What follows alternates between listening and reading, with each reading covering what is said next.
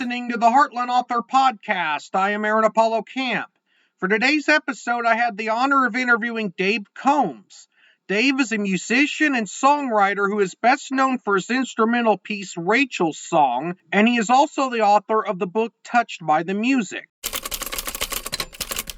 I'm here with Dave Combs, who is a musician, songwriter, and the author of the book Touched by the Music. Dave, welcome to the Heartland Author Podcast. Aaron, thank you. It's a pleasure to be here and going to look forward to our discussion today. Feel free to introduce yourself to our listeners. Well, let's see. Where shall I start? I'm Dave Combs. I live in Winston-Salem, North Carolina. I was born and raised in East Tennessee, a little mountain town in upper East Tennessee called Irwin, and born in the hills of Tennessee to a family that loved music. And actually, I guess you would say probably the community and maybe the whole state loves music because, as you know, Aaron, Nashville, Tennessee is called Music City, USA. And I think just about everybody that's a popular star these days from East Tennessee is probably either a country music star or somebody like Dolly Parton or, you know, those kind of folks. So music and East Tennessee kind of go together. So that's where my roots are there and up that in southwestern Virginia. My mother and father both played the piano, and my grandmother Combs, she was a wonderful musician. She was born in 1894, and she could play by ear. She played an old auto harp, which is an old-timey instrument that was made popular by Mother Maybelle Carter, which was Johnny Cash's mother-in-law. And so my Granny Combs loved to play the auto harp and the old pump organ, which was an instrument they used an organ before electricity. You pumped the air through the organ with your feet through the bellows. And so, but she was a wonderful musician. I remember going to her house, and she'd hand me her auto harp and say, "David," she called me David. She said, "Would you tune up my auto harp?" I said, "Sure, Granny, I will." So I'd sit there and I'd tune it up real good so it sounded good and hand it back to her. And Aaron, she could just tire loose on that thing. I still hear her singing, you know, Amazing Grace or all those great, wonderful old hymns that she loved to sing. So I grew up around music all my life, and when I graduated from college with my math and physics degree, I had practiced music. I still did music. You know, I was volunteer in the university choir at college, and I was my home church in the choir. Actually, they had me as a choir director for the last two years of my college. I directed my home church choir. So that music was still part of my life, and I started my career in the technical world with a company called Western Electric, which was a subsidiary of the old Bell system, which was the telephone system for the entire country. And today, you know most of it as AT&T, as the company the name that has at least persisted over the years. So I worked for 22 and a half years with that company in technology. My career was in computers. I was a computer IT person. I programmed computers, and IT was my life. And I still love technology. It's great. And of course, technology and music really go hand in hand because, as you know, music has really benefited from the advances in technology, from the personal computer, and now in our laptop computers, almost everybody has a super high quality recording studio built right into your computer. And so anybody can just about make a recording or do a high quality multi-track recording today with their laptop computers. What used to take $200,000 worth of studio equipment in a big expensive studio. So we've advanced on that, but my music has really started from, like I said, from my beginning days in East Tennessee. And then when I was almost 34 years old, I was 33, almost 34, when I sat down at my piano and played a tune. Now, I'm sure you've interviewed a lot of songwriters or, people whose songwriting is their bread and butter, their career. I think you're the first person who I've interviewed was a songwriter. I've interviewed a lot of book authors and people in the book publishing industry. Oh, okay. Well, in my case, my career was technology with AT&T. That was my job. But when I would come home in the evenings, Aaron, I don't know what your hobbies are, but mine was always playing. I love to play the piano.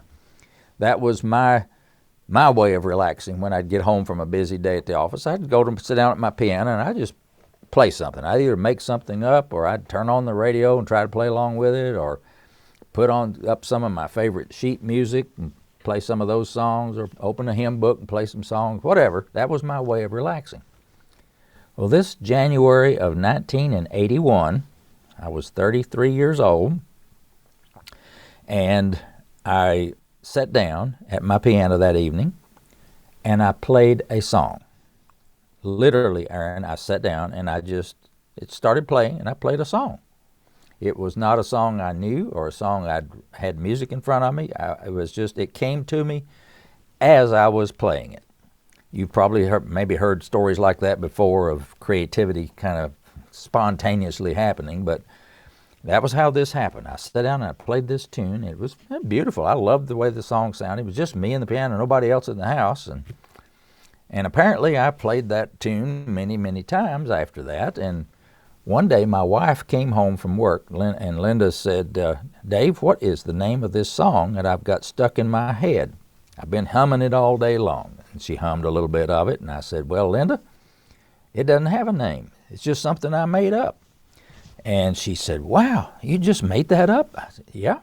Have you written it down? No, I've got it. I'm not going to forget it. It's up there in my brain. And she said, well, you better write it down. Something might happen to you, and I would never be able to remember that.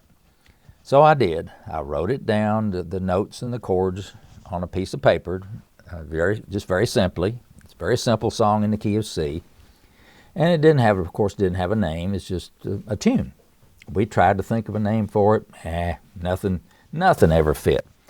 And then a couple of years later, in 1983, some friends of ours had a little baby girl, and they asked Linda and me to be her godparents. I said, okay. And so it was at her christening service.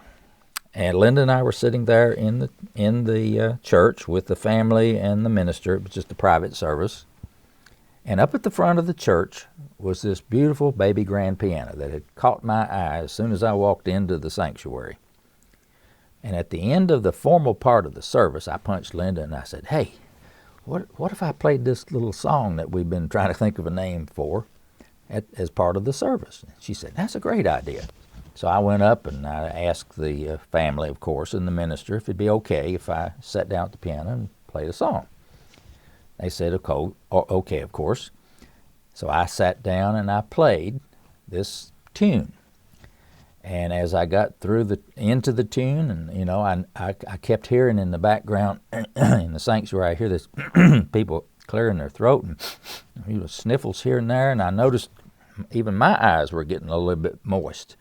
Highly emotional, very, very emotion-packed service anyway. And so by the time I finished playing the song, I looked over at little Rachel. The baby's name was Rachel.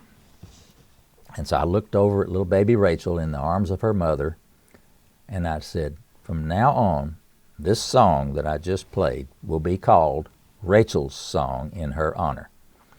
And Aaron, that's how it got its name, and it just stuck. It was a perfect fit.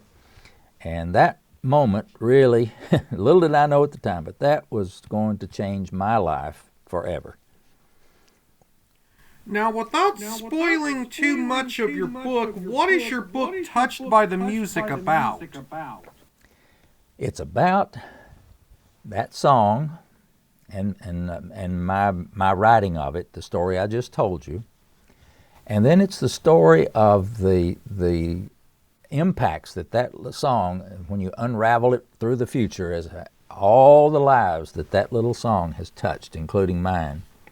It went from just a tune that I'd made up on my piano that only I heard. My wife heard it. Then we played it for friends. And then I played it at the christening. 3 years later, I go to Nashville, Tennessee, and get a demo recording made of Rachel's song, just for fun. It wasn't, I had not planned to go and, get a big hit recording made.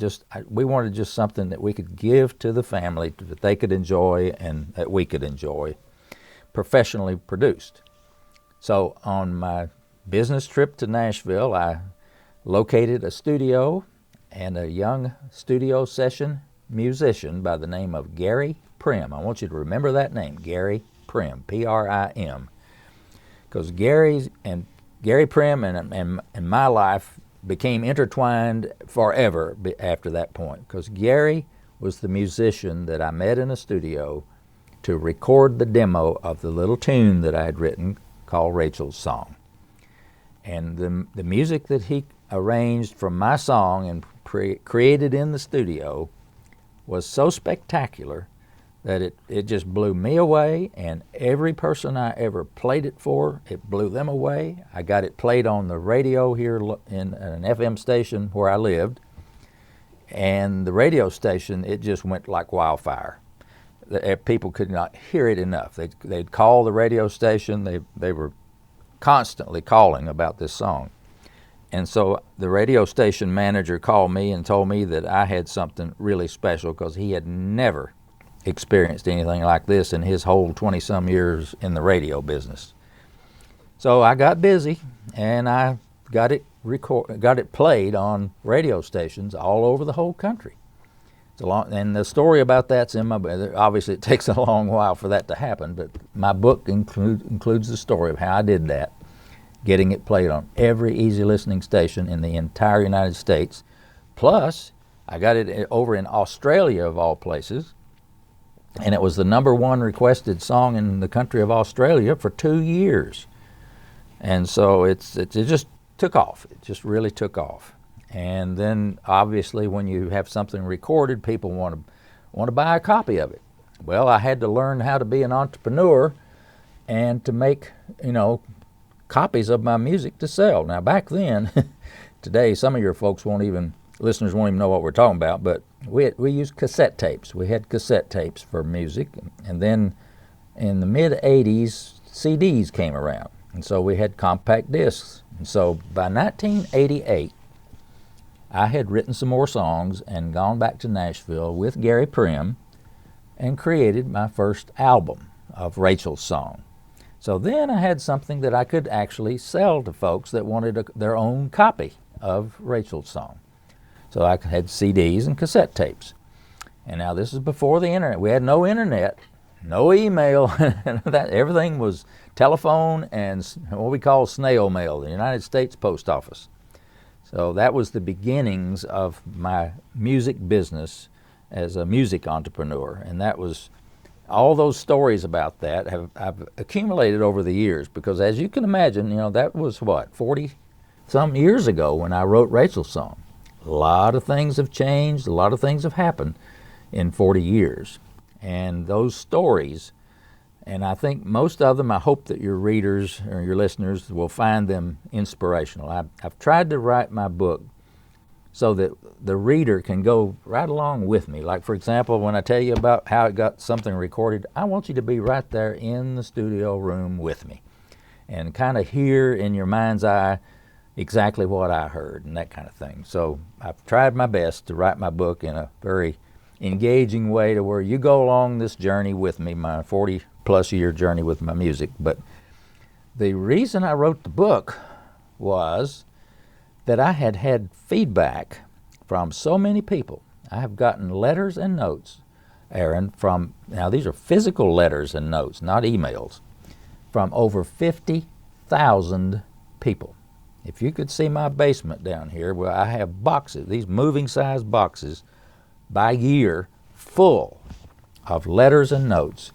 And these are not just little, cryptic notes. These are pour your heart and soul out kind of notes, where some of them you better get your box of Kleenex out, because they will tear at your heart and the tears will start flowing, because this music, I had no idea it would, but my music has literally touched deeply the lives of thousands, if not millions, of people around the world. I'm going to briefly apologize for a tornado siren that went off during your answer to my question. It was just a test of the tornado sirens that the small town I live in Illinois does once daily at midday. Oh, okay, no problem. Now, on the cover of Touched by the Music, you are featured standing next to I believe it's a piano. It might be an organ, but I think it's a piano. It's a grand piano, Steinway Grand. Okay, what make and model is the piano featured on the cover? That is a Steinway, and it's exactly like my piano. The one that's on the cover is a photograph that I was using by permission of Steinway, but I have one just like it, and it's a Steinway Model B, which is they have the Model C is the big 9-foot concert grand, and mine is the B, which is the next size down, which I think is like 7.5, 8 feet long or whatever. But it's a wonderful, beautiful instrument, and I tell the story in my book about how that piano came about, because the song, the piano that I wrote Rachel's song on, believe it or not, was the brand and model was called Knabe. Knabe was the brand of that piano. And that piano, I looked up the serial number in a book. It was 100 years old. That piano was made in 1875 in Baltimore, Maryland. And so that's the piano that I wrote Rachel's song on. And so many, many years later, it was like 1992, I think, when I finally purchased my own brand new Steinway grand piano, which I still have it. It's upstairs. I'm down in my studio downstairs at the moment, but upstairs is that grand piano, just like you see on the cover of my book. I love it. Now, is your book Touched by the Music self-published or traditionally published?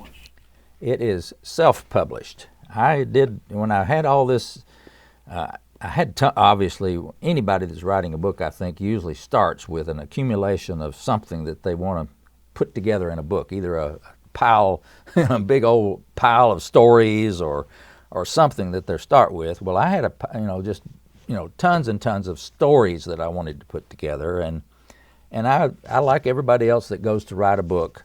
You pursue, well, should I self-publish, or do I try to pitch my story idea, my book idea, to a publisher?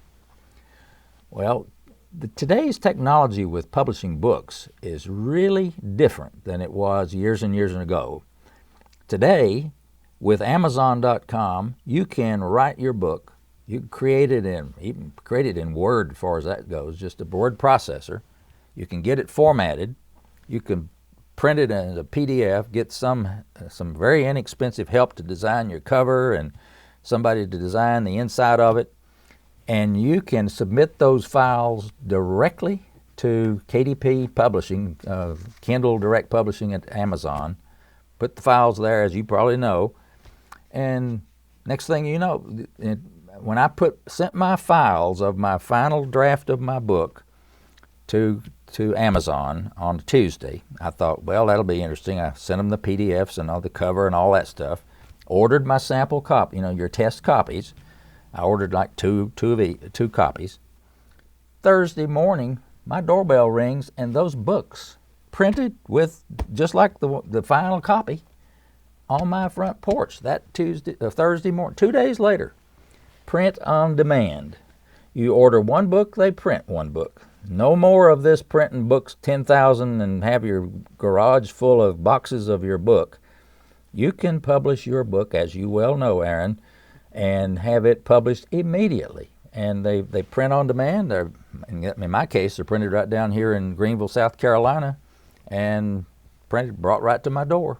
And it's perfect copy. Now, as a songwriter, did you just write classical or easy listening music, or were there some other genres you wrote? I have 15 albums of music. 7 albums are of original music that I wrote, and my original compositions are what I would classify probably as just soothing, relaxing, instrumental, melodic, easy listening. I'm not sure what category, how you want adjectives you want to use, but it's mostly piano with perhaps some strings in the background, but it's with no percussion. It's just the instrumentation. So that's the genre of the music that I wrote. So 7 of the albums that I have are of my original music that I wrote, the melodies and the chords and so forth. Gary Prim is the artist that I would send the lead sheet of the music to. We would meet in the studio about 1 week every year and record a new album of 14, 15, 16, 17 of my new songs that I'd written. And Gary he would perform it on the piano first, and then he would think, well, we need some strings. So we'd take the synthesizer and add some strings and some other instrumentation if necessary. Quite often, we'd sit in the control room after Gary would play a song, and he'd finish, and we'd say, man, that song doesn't need one additional thing. It is a perfect piano solo. Leave it alone. It is beautiful. So most of my music is very soothing and relaxing. It's not busy. It's not loud. It's just very soothing and relaxing. And I think when you listen to some of it, especially you start listening with Rachel's song, and all the songs following Rachel's song are kind of in that same feel as Rachel's song is. Now, what was the hardest part of your transition from being a songwriter to writing a book of words? Well, I'm glad you asked that, because that is a fun subject to talk about, because obviously it is a big leap from just being a songwriter and telling a few stories around dinner table, that kind of thing, about your music, to going ahead and writing a book about it.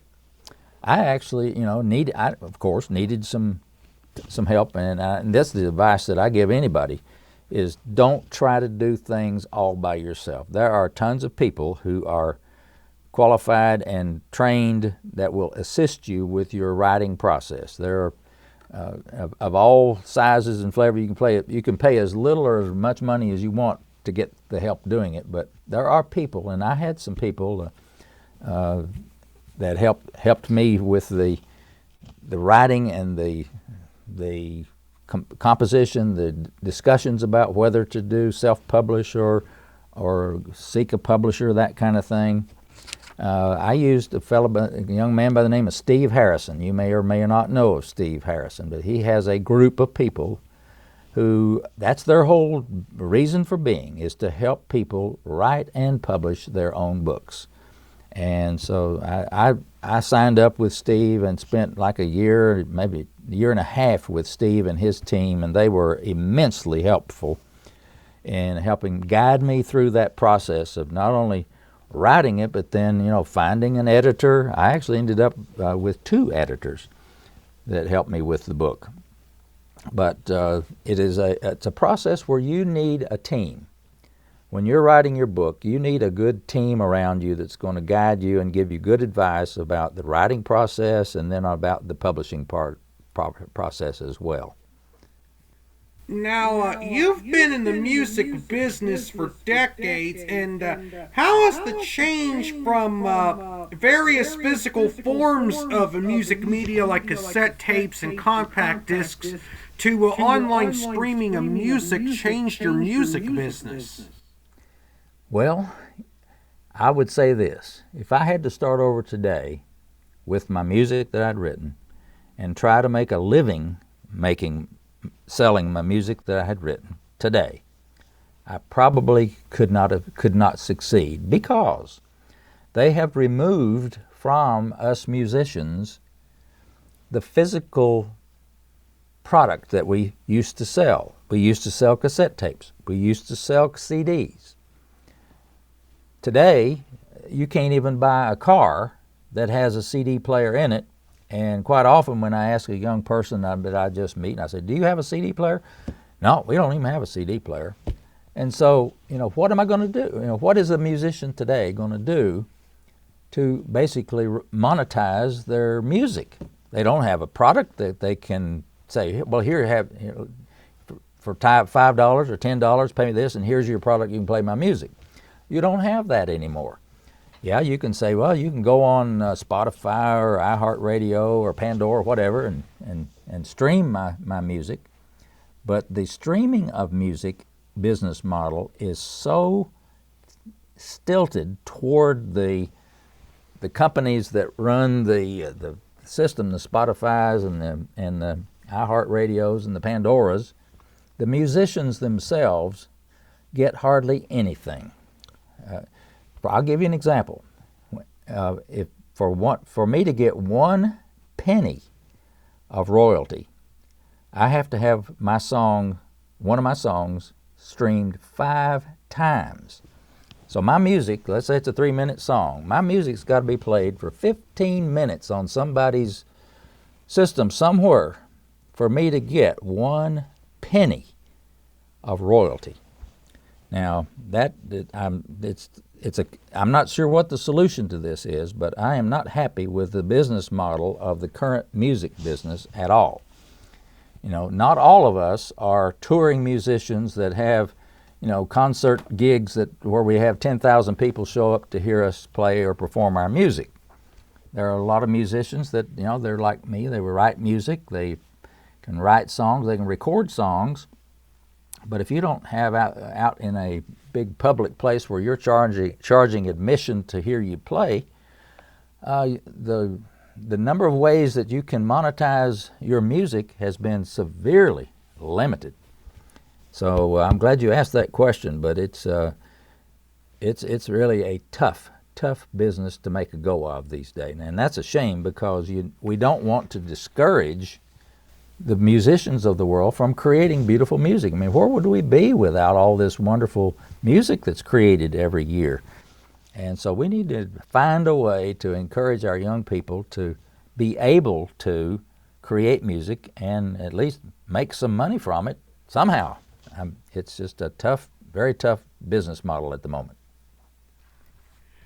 Yeah, and you talk about how very little musicians get paid in royalties for every time their song is streamed online, whereas even in the ebook format for books, if you get like a few people to buy it, you can make a few bucks in royalties. Yes. And in the book selling business, as it's very analogous to the music business, because even though today we still have the hard copy paperback book that and even some hardback books that still sell, maybe not as many as they used to, and we still have ability to sell an ebook, so that somebody that has a Kindle or some kind of a book reader, they can buy an ebook copy of a book. And I have my books available both as a paperback and a Kindle, and also an audible book. I spent about 30 hours recording my book, so you can listen to me read it to you on Audible if you want. So those sales and royalties from that are decent, but you still have to have a lot of volume, and the volume comes, of course, from the popularity of your book. How many people have heard about it and want to read it? And I have been using platforms just like this, Aaron, on podcasts. I've been on about 150 or so podcasts over the last year, and talking about my music and my book, and hoping to, spread the word and encourage somebody to go and maybe perhaps buy a copy or listen to a copy of my book, and as well with my music. So, but they can always go to my website, as it's very easy, combsmusic.com, and I've got my music, my book, and actually there's a link on my website. You click on that and you'll hear Rachel's song exactly as it was originally recorded, unedited, the original recording, and it's absolutely free. But that's at combsmusic.com. But my book there's a link to take you right to Amazon. You can go either check it out on Amazon. You can go my CD, my Rachel song CDs right there. You can check it out and stream it, buy it, whatever you want to do. But that's where I am right now. And fortunately, I'm at the point in my life where I came through the music business back in the 80s and 90s when cassette tapes and CDs were a big deal. And I sold cassette tapes and CDs by the pallet load, by the truckload, so that I did okay. But the world has changed dramatically. Well, Dave, that was my final question. I thank you for appearing on the Heartland Author podcast, and you are a great oral storyteller. Well, thank you. It's always fun to talk about the fun things in your life, and I enjoy talking to people, and I appreciate you having me on today, and maybe we can do it again sometime. I apologize for the tornado siren test you might have heard during the interview. The tornado siren in my hometown is tested daily at noon, and fortunately there was no tornado threat for my area at any point during the interview. Dave was a fantastic guest for this podcast, and he is the best oral storyteller I've had the opportunity to interview for this podcast so far. This is Aaron Apollo Camp reminding y'all to write your imagination. Bye for now.